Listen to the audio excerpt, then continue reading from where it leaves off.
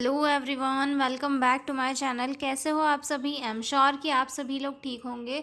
तो चलिए हम लोग स्टार्ट करते हैं आज का नया क्वेश्चन। आज के वीडियो में मैं आपको बताने वाली हूँ एक 2 नंबर का क्वेश्चन जो होने वाला है, व्हाट इज़ प्रॉब्लम स्टेटमेंट। यानी कि प्रॉब्लम स्टेटमेंट एक्चुअल में होता क्या है, मैं आपको इस वीडियो में अच्छे से क्लियर करके बताऊँगी। ठीक है, तो चलिए स्टार्ट करते हैं। वैसे problem statement in research actual में है क्या?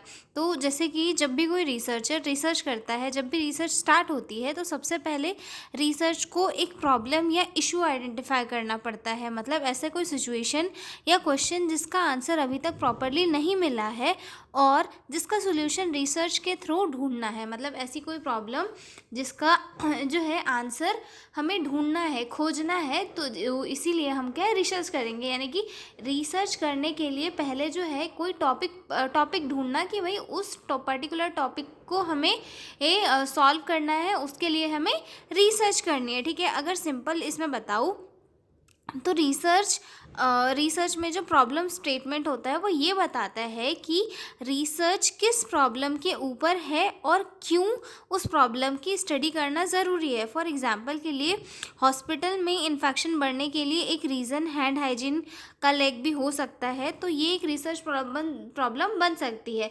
यानी कि रिसर्च में प्रॉब्लम स्टेटमेंट क्या होता है, एक ऐसा पर्टिकुलर टॉपिक होता है जिसके ऊपर जो है रिसर्च की जाती है कि हाँ इस पर्टिकुलर टॉपिक का आंसर जानना ज़रूरी है, इस पर रिसर्च की जानी चाहिए और ताकि रिसर्च करके इसका एक पर्टिकुलर आंसर खोजा जा सके। ठीक है, तो समझ में आ गया कि रिसर्च में स्टेटमेंट प्रॉब्लम क्या है। यानी कि ऐसा कोई पर्टिकुलर टॉपिक जिसे हम चुनते हैं कि उसका हमें आंसर निकालना है, उसके ऊपर रिसर्च करनी है ताकि हमारी रिसर्च जो है डेली प्रैक्टिसेस के लिए बेनिफिशियल रहे या फिर उसके और भी बहुत सारे फ़ायदे जो है वो हमें मिल सके। ठीक है, तो ये हो गया हमारा प्रॉब्लम स्टेटमेंट इन रिसर्च। अब हम इंट्रोडक्शन से देखेंगे कि ये चीज़ें है क्या। ठीक है, Introduction.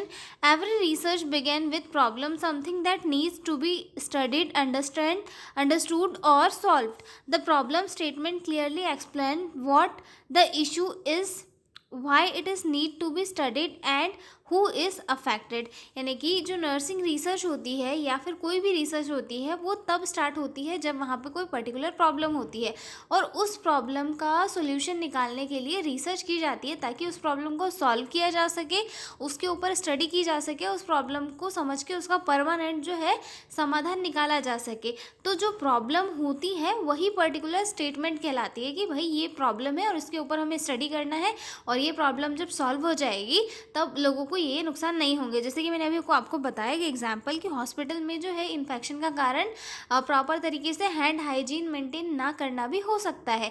तो जो वहाँ का स्टाफ है या फिर वहाँ रिसर्चर है उस पर रिसर्च करेंगे और फिर ये कंक्लूजन निकालेंगे कि आप इस वे से हैंड हाइजीन को मेंटेन कर सकते हो, प्रॉपर जो है सैनिटाइज़र वगैरह का यूज़ करके या फिर ग्लव्स वगैरह का यूज़ करके जो है हैंड हाइजीन मेंटेन कर सकते हो, जिससे कि इन्फेक्शन वगैरह कम होगा।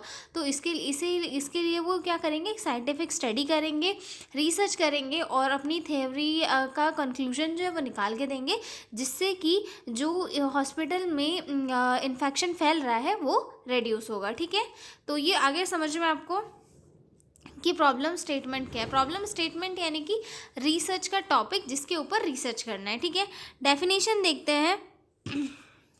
A problem statement is a clear and conscious description of the issues that needs to be studied through research। यानी कि जो प्रॉब्लम स्टेटमेंट होता है वो एक क्लियर डिस्क्रिप्शन होता है जिसमें ये बताया जाता है कि किस चीज़ की स्टडी करना ज़रूरी है या फिर किस चीज़ की स्टडी की जानी चाहिए। कि जो रिसर्चर है वो किसी भी फालतू टॉपिक के ऊपर स्टडी नहीं कर रहा है, वो एक पर्टिकुलर क्वेश्चन का आंसर निकालने के लिए स्टडी कर रहा है ताकि उसकी जो थेरीज है या फिर जो भी वो रिसर्च कर रहा है वो आगे चल के बेनिफिशियल हो सके। ठीक है, अगली डेफिनेशन बताती है, it is an expression of a situation that needs investigation. यानी कि प्रॉब्लम स्टेटमेंट क्या है, एक एक्सप्रेशन है एक सिचुएशन का। यानी कि कोई हॉस्पिटल में कोई चीज़ गलत चल रही है तो प्रॉब्लम स्टेटमेंट क्या करेगी, उस चीज़ को एक्सप्रेस करेगी, उस सिचुएशन को एक्सप्रेस करेगी कि ये पर्टिकुलर चीज़ है, हॉस्पिटल में हैंड हाइजीन को मेंटेन नहीं किया जा रहा है, तो उसके ऊपर इन्वेस्टिगेशन की जाना ज़रूरी है, रिसर्च की जाना ज़रूरी है, ताकि उसका समाधान निकाला जा सके और हैंड हाइजीन प्रॉपर तरीके से मेंटेन हो सके। यानी कि अगर ओवरऑल हम मिलाएं तो प्रॉब्लम स्टेटमेंट क्या है, एक टॉपिक है जिसके ऊपर आगे चल के हमें रिसर्च करनी होती है। ठीक है, according to Polit and Beck के अकॉर्डिंग है डेफिनेशन। ठीक है, पर्पस देख लेते हैं इसके क्या क्या पर्पस है। Purpose to identify what is the problem is, मतलब प्रॉब्लम स्टेटमेंट जो है इसका पर्पस क्या है, ये बताता है कि एक्चुअल में प्रॉब्लम है क्या, व्हाट इज़ इशू, इशू क्या है दे।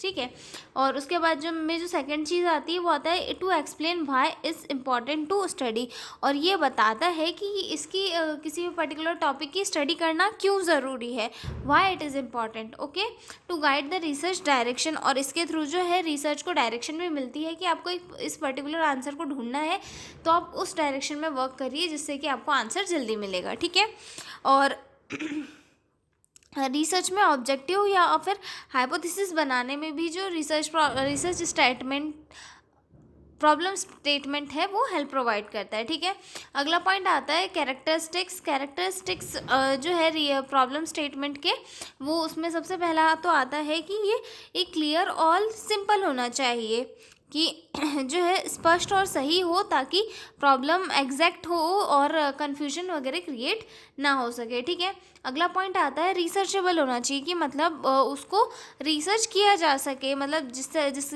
डाटा कलेक्ट वगैरह करके या फिर स्टडी करके उसके ऊपर अच्छे तरीके से रिसर्च किया जा सके। यानी कि ऐसा कोई टॉपिक नहीं होना जिसके ऊपर रिसर्च ही पॉसिबल नहीं हो, तो जो स्टडी में भी डिफ़िकल्ट रहे। ठीक है, फिजेबल यानी कि संभव होना चाहिए, पॉसिबल होना चाहिए, मनी और रिसोर्सेज के अकॉर्डिंग जो है पर्सन कर पाए या फिर रिसर्चर कर पाए। ठीक है, एथिकल होना चाहिए, यानी कि नैतिक होना चाहिए, किसी को हार्म या फिर किसी का लॉस नहीं होना चाहिए उसके थ्रू।